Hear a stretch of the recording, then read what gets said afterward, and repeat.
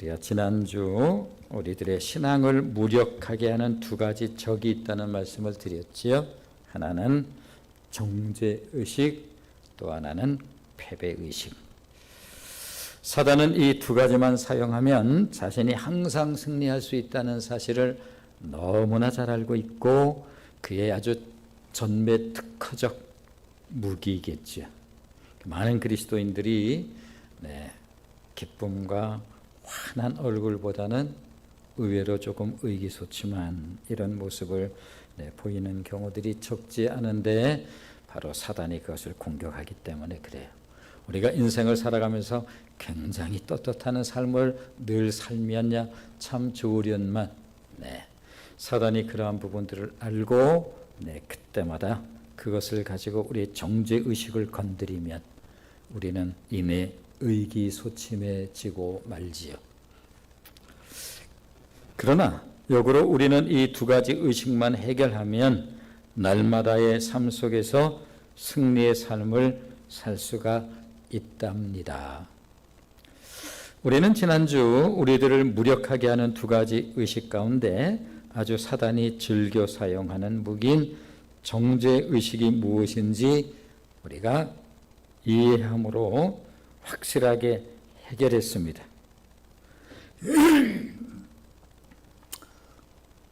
그리스도인에겐 정죄가 없습니다.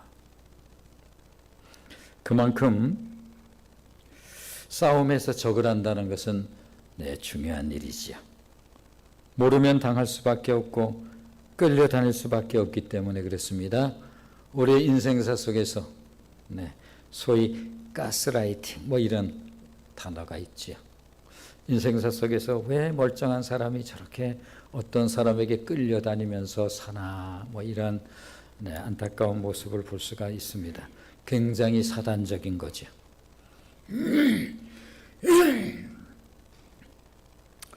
성경은 분명하고도 확실하게 우리에게 이렇게 들려줍니다. 자, 로마서 8장 1절 우리가 다시 한번 읽으면서 나가도록 합니다. 자, 로마서 8장 1절 같이 읽겠습니다. 시작.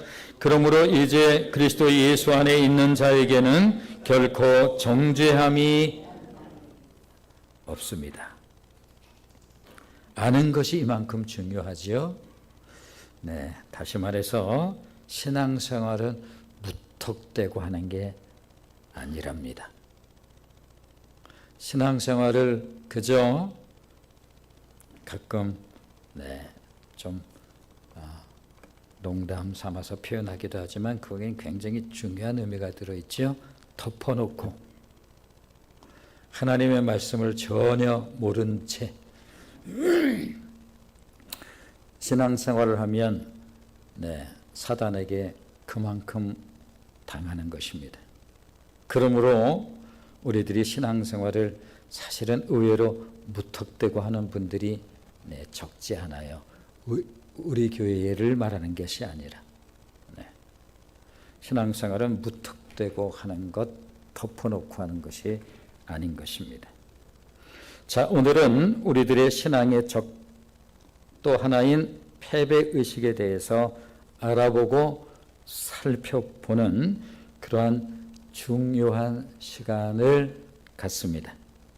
따라서 우리들이 신앙생활을 승리하기 위해서는 두 번째 의식인 이 패배의식에서도 해방되는 것이 당연하겠지요. 처음부터 우리들이 사탄의 정죄에 당할 필요가 없었던 것처럼 패배의식 또한 그렇습니다.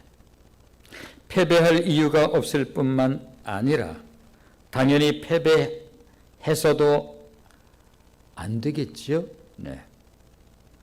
정죄가 처음부터 우리들과 상관이 없었던 것처럼 패배 역시 우리와 상관이 없습니다. 그러기에 아는 것이 중요한 것처럼 이 생각 역시 매우 중요한데 오늘의 중요한 단어 가운데 하나가 생각입니다. 파스칼이라고 하는 철학자가 생각하는 갈대 그런 말을 우리가 생각하지 않아요. 우리는 그냥 삶이 생각이에요. 우리는 생각에서 벗어나지 않습니다. 우리의 생각은 멈추지도 않습니다. 그러므로 우리는 생각하는 존재라고 하는 것은 굳이 그러한 말을 동원할 필요도 없지요. 자, 그렇다면 우리들이 거듭나기 전에 우리들은 무슨 생각을 하면서 살았을까? 그렇습니다. 오늘 본문은 우리들이 육신의 생각을 하면서 살았다고 그렇게 들려줍니다. 육신의 생각대로 산다는 게 뭘까? 우리 안에 있는 부패한 속성대로 사는 것을 말합니다. 오늘 본문에는 육신이라고 하는 단어가 반복해서 나와요. 자, 이렇게 말씀드릴 수 있습니다. 생각은 바로 당신입니다. 당신이 어떤 생각을 하면서 사는지 모르겠습니다만 생각이 바로 당신이에요. 그렇다면 육신의 생각의 특징은 무엇일까요? 한마디로 자신을 기쁘게 하는 삶을 말하죠. 다른 거 있겠어요? 육신의 삶이 뭐예요? 끊임없이 그렇게 쾌락적이든 즐기는 것이든 온통 이런 것을 말하는 거예요. 그러기 육신에 있는 자들은 하나님을 기쁘시게 할 수 없다, 이렇게 말씀하고 있습니다. 자, 8절 말씀을 한번 읽어보시면 8절입니다. 같이 읽겠습니다. 시작. 육신에 있는 자들은 하나님을 기쁘시게 할 수 없느니라. 그런 우리들이 예수 그리스도로 말미암아 거듭나게 되면 우리 안에 찾아오시는 분이 있습니다. 바로 성령님이십니다. 이 성령님이 찾아오심으로 우리에게 놀라운 변화가 일어나기 시작하지요.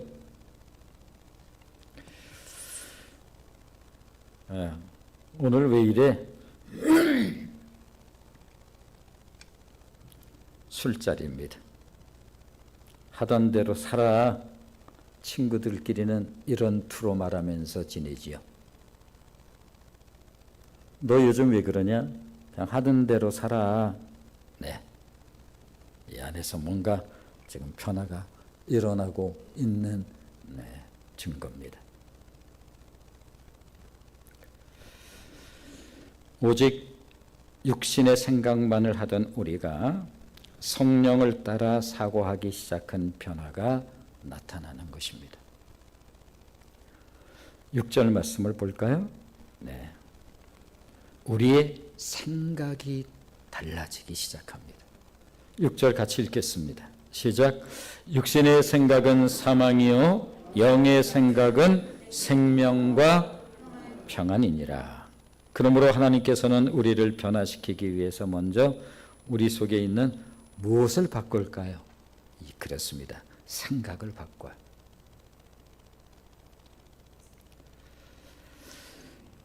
생각의 변화는 삶의 변화로 이어지겠지요? 당연히 그렇겠지요. 조금 전에 제가 의도적으로 우리가 어떤 사람이 좀 바뀌어지는 그러한 부분이 친구들의 말투니 다 그렇고 그렇죠. 나쁘다는 거 아니에요. 친구들 사이는 다 그래요. 너 요즘 왜 그러냐? 하던 대로 살아. 지금 뭔가 좀 달라지고 있다는 거죠.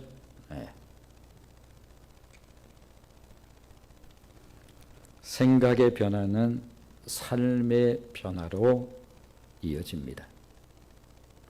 육의 생각은 근본적으로 자기중심이고 세상 지향적입니다.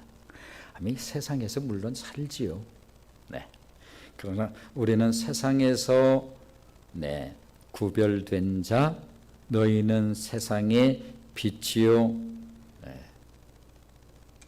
소금이니. 그런데 육신의 생각은 근본적으로 자기중심이에요. 그리고 세상 지향적입니다. 오직 땅의 것만 생각하게 되죠. 결론은 사망이라고 말해요. 육신의 생각은 사망이요. 그러기에 하나님께서는 우리를 변화시켜 주시기 위해서 먼저 우리 속에 있는 생각 자체를 바꾸어 주시는데, 그것을 성경은 영의 생각이다 이렇게 말씀하고 있습니다. 그리고 영의 생각은 생명과 평안이라고. 그래서 영의 생각은 우리에게 생명과 평안을 가져다 줘요. 네. 그래서 이 친구가 언제부터 조금 달라지는 것을 느끼는 거죠. 나 좀 먼저 일어날게. 왜 그러냐? 너 요즘. 네. 그런 의미에서 인간의 변화는 내면으로부터의 변화예요. 어떤 외부로부터, 바깥으로부터가 아니라 내면으로부터의 변화를 말합니다. 그러기에 하나님은 우리 마음속에 새로운 생각을 불러일으키시는 분이십니다. 자, 빌립보서 2장 13절 말씀을 한번 보실까요? 빌립보서 2장 13절 같이 한번 읽어보겠습니다. 시작. 너희 안에서 행하시는 이는 하나님이시니 자기의 기쁘신 뜻을 위하여 너희에게 소원을 두고 행하게 하시나니. 참 놀랍죠? 우리 안에서 행하시는 분이 하나님이라는 거예요. 우리 안에서 행하시는 분이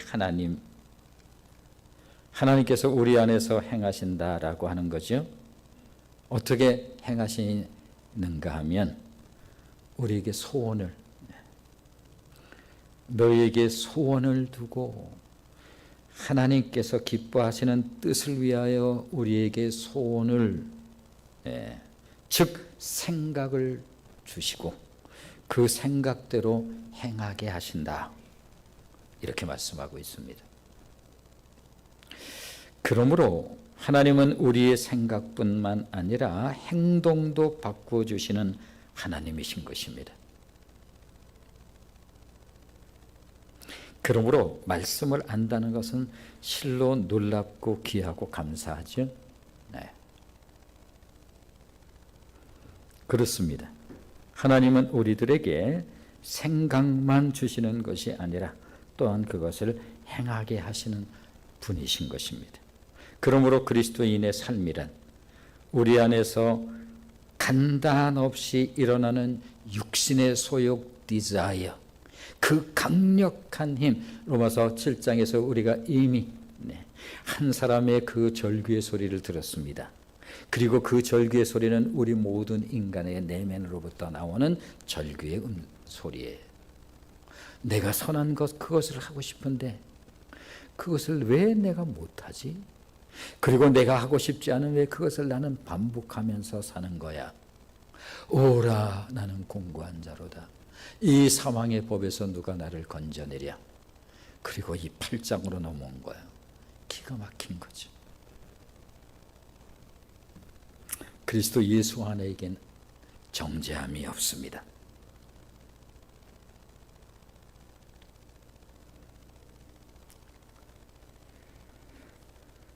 우리 안에서 행하시는 성령께서 주시는 성령의 소욕에 대해서 순종하는 삶이 예수 그리스도를 만난 이후에 새로운 삶이 되는 거죠. 왜? 우리 안에는 누구를 알 거 없어요. 끊임없이 솟아오르는 이 소욕, 육체의 소욕, 이 욕망이라고 하는 이 디자이어라고 하는 것은 이길 수 없는 강력한 힘. 그래서 내가 그것을 안 하고 싶은 것을 반복해서 하는 거예요. 내가 몰라서 안 하는, 반복해서 하는 게 아니라.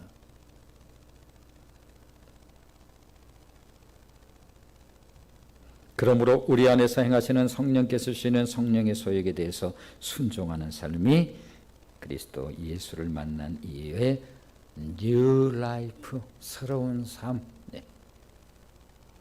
그러므로 우리들은 무엇으로 새롭게 변화된 삶을 살게 되는 걸까요?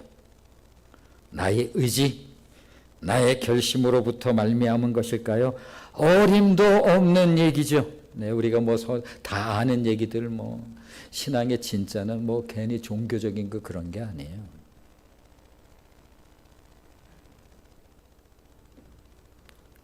의지, 결심 수없이 해보지만 언제나 작심삼일로 끝나는, 그래 공부 한번 열심히 해봐야지, 네, 그렇게 해서 계획서도 이렇게 만들고 왜 하루를 못 갈까? 우리가 어떤 경우 비장한 결심으로 혈서를 씁니다. 그 마음이야 가상하지요. 그 마음이 어떤 마음인지 충분히 이해는 되지만 혈서도 아니에요. 그런 걸로 되는 게 아니에요. 인간의 본질, 인생의 본질을 바로 알면 그거 다 보이는 거죠. 그런 걸로 되는 거 아니에요.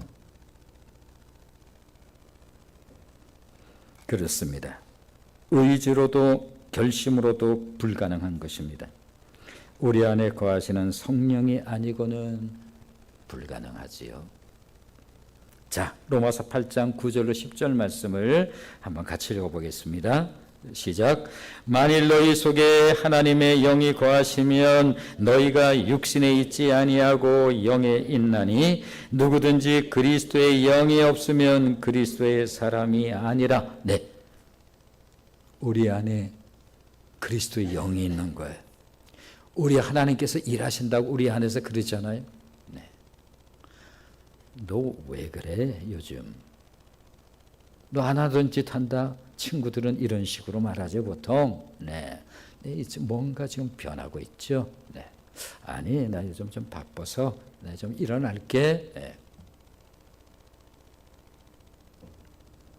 우리 안에 거하시는 성령이 아니고는 불가능한 거예요. 그러므로 그리스도의 영이 없으면 그리스도의 사람이 아닌 것입니다. 10절 같이 읽겠습니다. 시작. 또 그리스도께서 너희 안에 계시면 몸은 죄로 말미암아 죽은 것이나 영은 의로 말미암아 살아있는 것이니라. 우리 인생 가운데 최고의 절망은 무엇일까요? 그렇습니다. 사망이죠. 사망. 네. 최근에 우리들이 너무나 잘 알고 있는 국민 탤런트 이렇게 불러도 되겠죠. 이순재 씨가 네, 세상을 떠났습니다.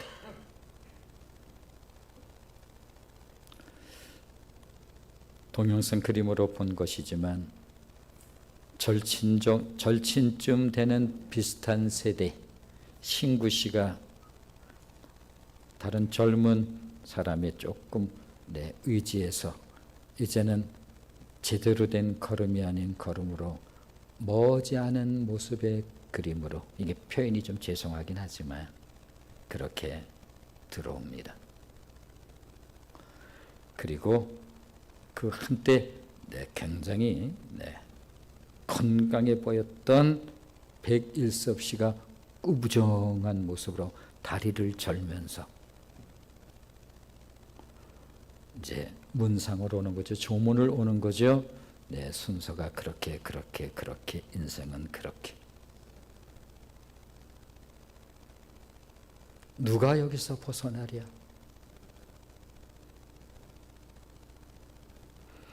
그렇다면 우리 인생에 있어서 최고의 희망과 기적이 있다고 한다면 이 죽음을 벗어나는 것 아닌가요? 그렇다면 이 죽음에서 벗어나는 길이 있을까? 그렇습니다. 예수 그리스도께서 우리에게 주시는 것이 바로 생명, 곧 영생이에요. 이 아름다운 꽃입니다. 정말 아름답죠? 네, 저기서 반짝반짝 빛도 나는, 정말 늘 이 꽃에 늘 자부심이 있는 교회, 늘 아름다워요. 자, 그런데 이 꽃이 우리는 계속 지켜볼 수는 없지만 정확하게 매 순간 시들어갑니다. 인간적인 표현을 하면 죽어가는 거예요. 그래서 생명에는 비오스와 조에, 비오스는 육신의 생명이죠. 우리도 그래요. 날마다 죄송하지만 우리도 늙어간답니다. 저의 모습은 어제의 모습이 아니에요. 구분할 수는 없어요. 그러나 정확한 것은 저는 어제의 모습이 아닙니다. 그런데 생명의 조에, 헬라어로 조에, 그거는 영원한 생명이에요. 그런데 여기 가지가 붙어 있어요. 가지. 네, 이런 거죠. 이렇게 일주일 정도 넘어가면 시들지만 가지에 붙어 있는 꽃은 그렇지 않은 것처럼.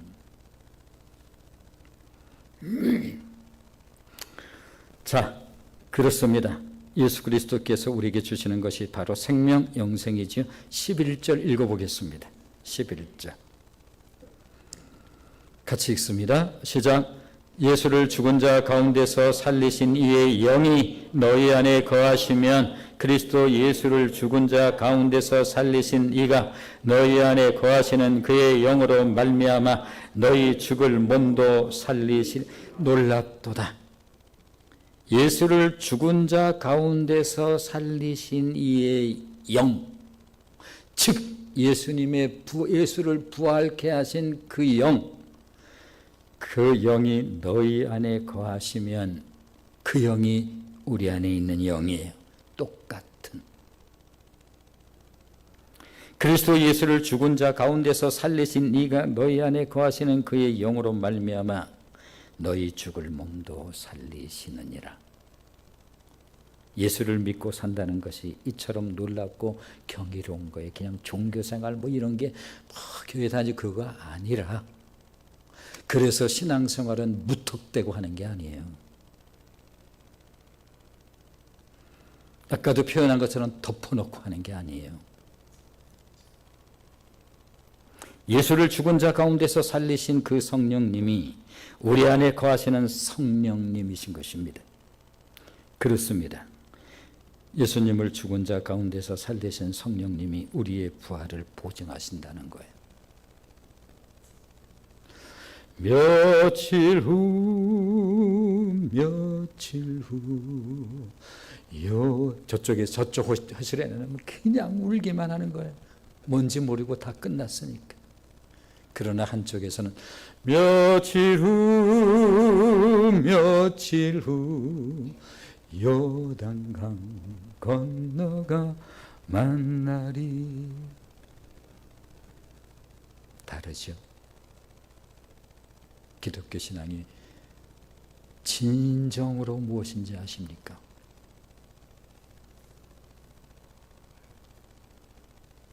자, 이어서 12절, 13절 말씀을 한번 읽어보시면 같이 읽겠습니다. 시작. 그러므로 형제들아 우리가 빚진 자로 돼 육신에 져서 육신대로 살 것이 아니니라. 너희가 육신대로 살면 반드시 죽을 것이로되 영으로서 몸의 행실을 죽이면 살리니. 신앙과 관련해서 가장 중요한 핵심은 그렇습니다. 사망과 생명이지요. 자, 그런데 너희가 육신대로 살면 반드시 죽고 영으로서 몸의 행실을 죽이면 살 것이라고 말씀하고 있습니다. 그렇다면 어떻게 하면 영으로서 몸의 행실을 죽인다는 것일까요? 우리 속에 끊임없이 일어나는 육신의 생각, 우리 속에서 끊임없이 일어나는 육신의 생각 멈춰 안 되죠? 네. 자면서도 그 생각이 멈추지 않아서 제가 이제 병원에 입원해서 이제 하루, 그런데 그 나이 드신 분이 이제 허리 수술을 하고 그 밤에 이제 그 병실의 밤, 그분이 자면서 잠꼬대를 해요. 뭐 어쩌고 저쩌고 뭐 이러면서 여러 차례 하시더라고요. 아, 그렇죠. 우리는 모르지만 우리는 자면서도 생각이 끝이지 멈추지 않는 그러한 인생들이에요.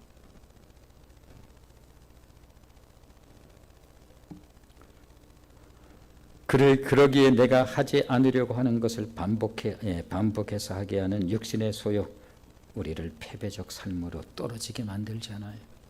니까짓게. 어제도 어떤 분위기 때문에 또 술을 많이 마셨어요. 사단이 놓치지 않죠. 니까짓게 무슨 하나 크리스찬이냐.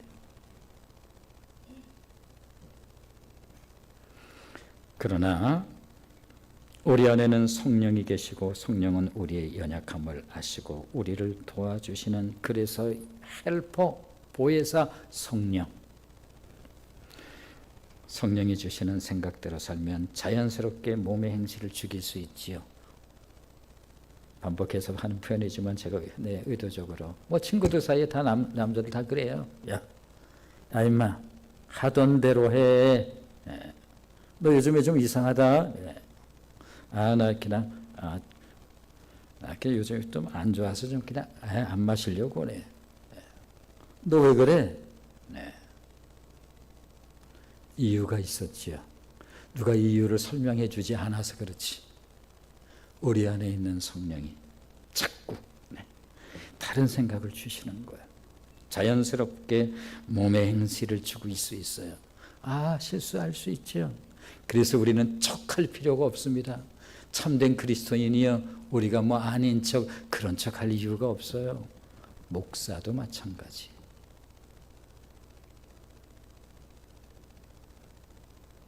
우리가 신앙이 자랄 때 우리 주의 성령께서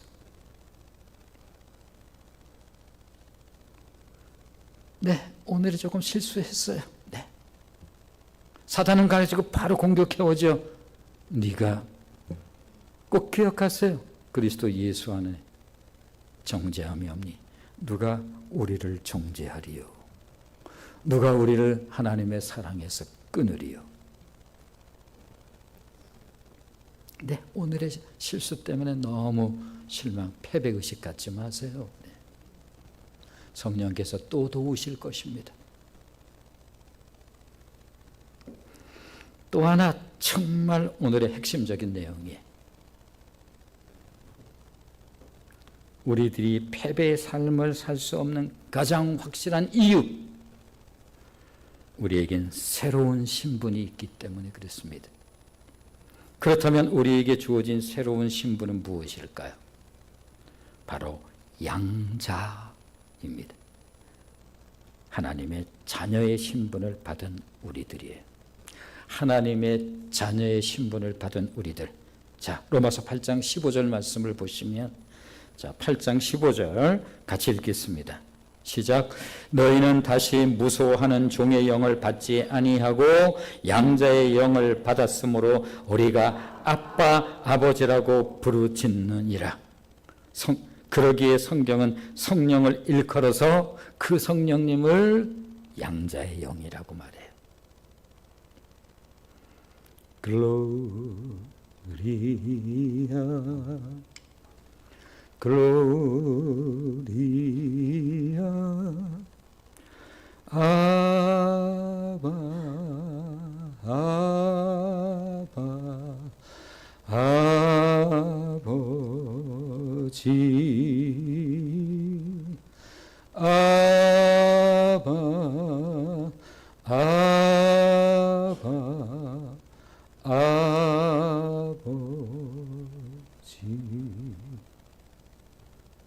그렇습니다.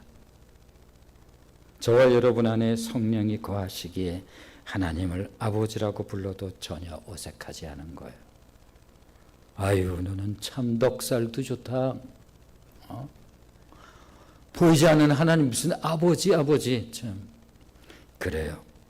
호칭이라고 하는 것이 그렇게 쉽지 않죠. 남편을 평생 오빠라고 부르면서 사는 분도 계시고, 어떤 분은 평생 남편을 아저씨라고 부르며 사는 이유는 호칭을 한번 바꾸기가 그렇게 어색하기 때문에 그래요. 그런 우리들이 하나님을 아빠, 아버지, 우리 지난 성경에는 아바, 아버지, 아바, 그러시면 우리말로 아빠예요.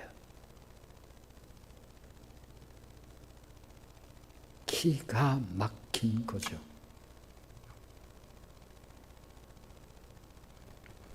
예수님께서 이 땅에 오셔서 우리들에게 가르쳐 주신 것 가운데 가장 놀라운 것은 바로 하나님을 아버지라고 부르신 거예요.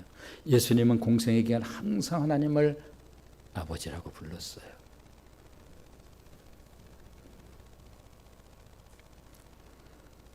본래 유대 전통으로는 상상할 수 없는 거예요. 유대인들은 관습적으로 하나님을 함부로 부르는 것을 금기시해서 하나님을 바꿔서 아도나이라고 불렀고, 심지어는 묵음으로 부르지 않고 넘어갔습니다. 그런데 예수님이 이 땅에 오셔서 항상 하나님을 아버지라고 불렀습니다. 뿐만 아니라 제자들이 우리도 기도를 가르쳐 주세요 그랬을 때 바로 주기도문이죠. 그 첫 마디, 하늘에 계신 아버지 이렇게 기도하라. 단 한 번 예수님께서 하나님을 하나님이라고 부른 적이 있어요. 십자가상에서 엘리 엘리 라마 사박다니, 모든 인류의 죄를 다 짊어지셨을 때 완전 죄인의 모습으로, 그때 엘리 엘리 라마 사박다니, 하나님이여 하나님이여, 그때 한번 하나님이라고 부릅니다.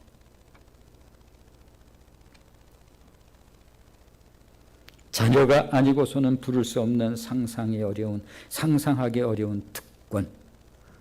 신앙을 알면 알수록 그런 거군요.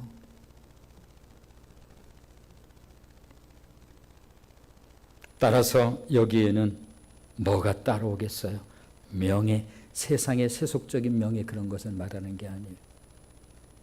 우리가 하나님의 자녀라고 하는 이 명예, 영광, 감사, 찬송. 그래서 찬양을 할 때, 하나님의 말씀을 들을 때 우리에게 걷잡을 수 없는 눈물이 나는 이유죠. 우리 안에 있는 성령께서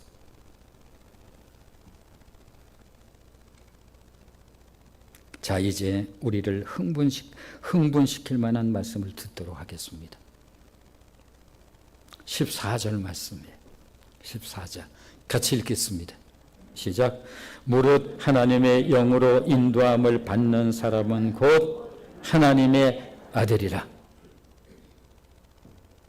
그렇다면 우리들에게는 하나님을 아빠라고 부르는 권세만 있는 건가요? 그럴 리가요. 아직 끝나지 않았습니다. 굉장히 놀라운 것이 기다리고 있습니다. 17절, 오늘 마지막 절 같이 읽겠습니다. 시작. 자녀이면 또한 상속자 곧 하나님의 상속자여 그리스도와 함께한 상속자니 우리가 그와 함께 영광을 받기 위하여 고난도 함께 받아야 할 것이니라. 네, 이것이 그리스도인입니다. 네, 이것이 예수 믿는 의미입니다.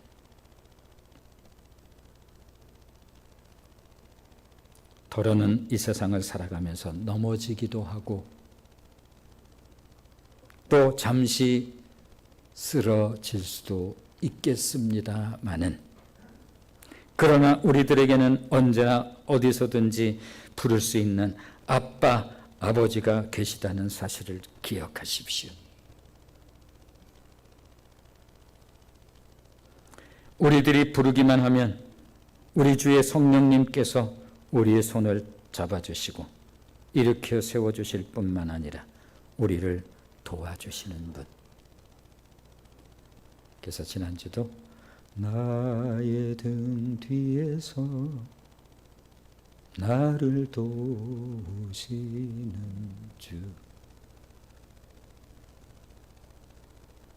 왜 다 해주시면 좋으련만 우리 하나님께서 왜 그러실까? 네, 지난주에 우리 함께 은혜 나누죠. 우리를 도우신다라고 하는 이 돕는다의 의미는, 우리 어린아이가 이제 걷는 과정을 보면 이렇게 일어났다가 넘어지고 또 한 발짝 걷다가 또 넘어지고, 그때마다 잡아주고 일으켜 세워주고, 내가 대신 걸어줄게, 그것이 아니라 또 넘어지면 또 이렇게 세워주고, 종래는 이제 제법 결국은 자유롭게 걸을 수 있는 게 있는 것처럼 우리 하나님은 그냥 해주시지 왜 그럴까? 이게 하나님의 자녀를 만드시는 하나님이에요. 영적인 강자를 만드시는 분이죠. 우리 안에 명예가 있답니다. 영광스러움이 있지. 저와 여러분은 하나님의 아들인 것입니다. 아들일 뿐만 아니라 우리는 또한 그리스도와 함께 상속자로. 그래서 우리 주의 성령께서 뒤에서 밀어주시고 언제나 우리의 연약함을 알게 또 넘어질 때 그것을 책망하지 아니하시고 거기에 정죄하지 아니하시고 누가복음 15장 탕자가 돌아올 때 정죄의 그림자도 없습니다.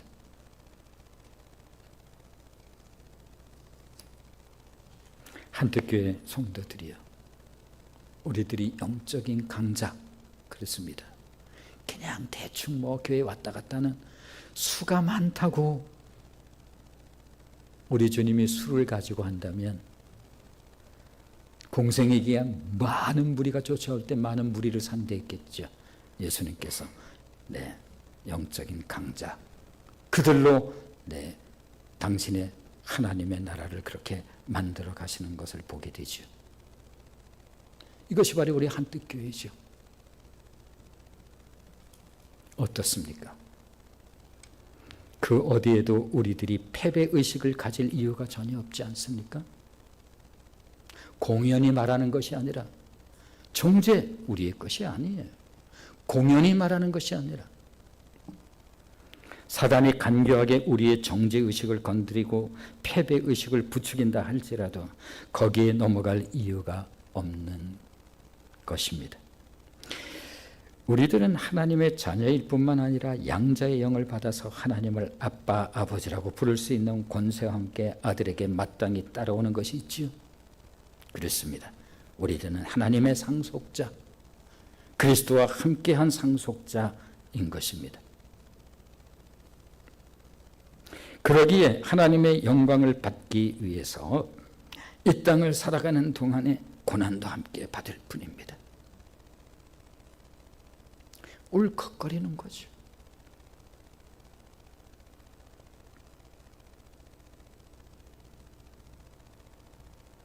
이 놀라운 은혜를 받은 자들이기에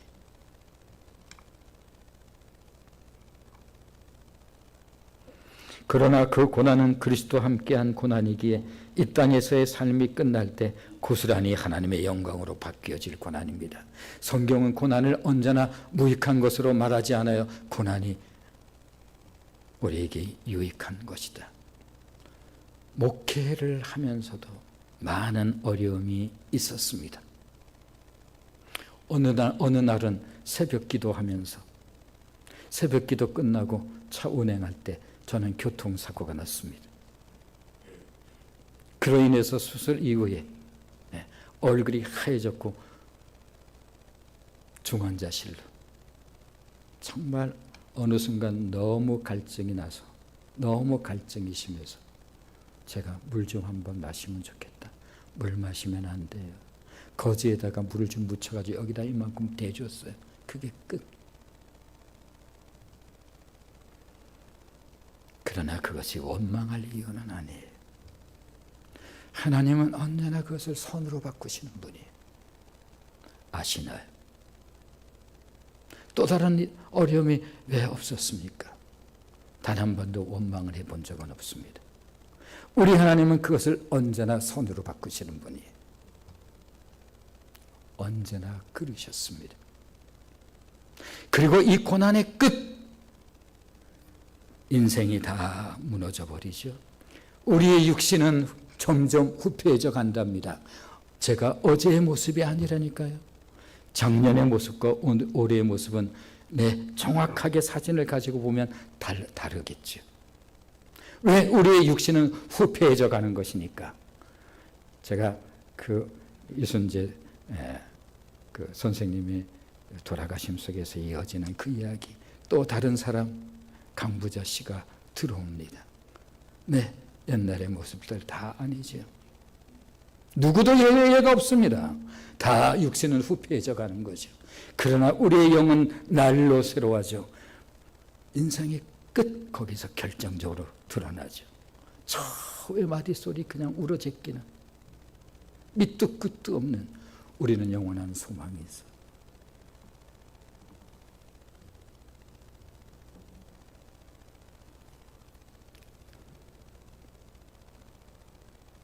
그렇습니다.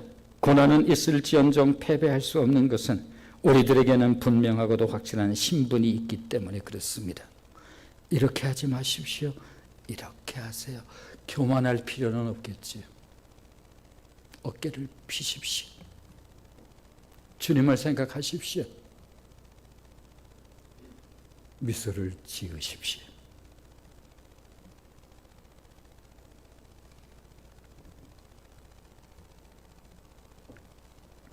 하나님의 자녀라는 영광스러움, 그리고 우리를 도우시는 보혜사 성령. 우리의 인생 끝까지 보혜사 성령은 우리의 인생 내 마지막까지 예수님께서 십자가를 앞두고 그렇게 땀방울이 핏방울에 대해서 기도할 때 천사가 도우셨던 것처럼 주 예수의 성령께서 그 십자가 상에서도 함께 하셨던 것이고, 우리의 인생 마지막 자리까지 보혜사 성령이 우리와 함께 하실 거예요. 그리고 우리가 죽음을 두려워하는 것이 아니라 우리의 영원한 소망을 가지고 그것을 바라보고, 우리나라의 최고의 지성 이어령 씨가, 물론 정문화부 장관이 그 암 가운데 치료를 받지 아니하고 그 죽음을 맞이했던 것은 바로 그에게 이와 같은 하나님의 은혜가 임했기 때문에 그런 거예요.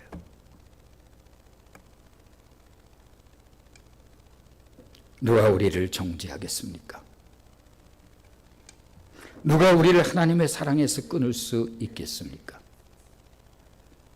우리를 사랑하시는 이로 말미암아 넉넉히 이기는 승리자의 삶이 되시기를 주의 이름으로 축원을 드립니다. 기도하겠습니다.